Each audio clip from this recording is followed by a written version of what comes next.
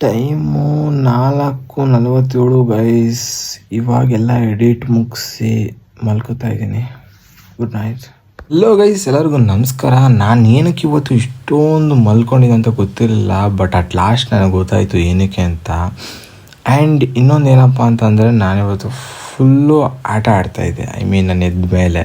And ಅದಾದಮೇಲೆ ಸ್ವಲ್ಪ ಕೆಲಸ ಇತ್ತು ಅಂತ ಹೊರಗಡೆ ಹೋಗಿದೆ. ಅದಾದಮೇಲೆ ನಾನು ವರ್ಕೌಟ್ಗೆ ಹೋದೆ ಜಿಮ್ಗೆ.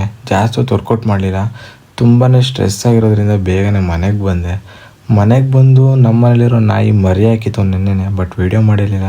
ಸೊ ಅದಕ್ಕೋಸ್ಕರ ವೀಡಿಯೋ ಮಾಡಿದೆ. ಎರಡು ಪಪ್ಪೀಸ್ ಉಳ್ಕೊಂಡಿದ್ದು, ಒಂದು ಪಪ್ಪೀಸ್ ಸತ್ತೋಯ್ತು, 2 ಇದೆ ಒಟ್ಟಿನಲ್ಲಿ.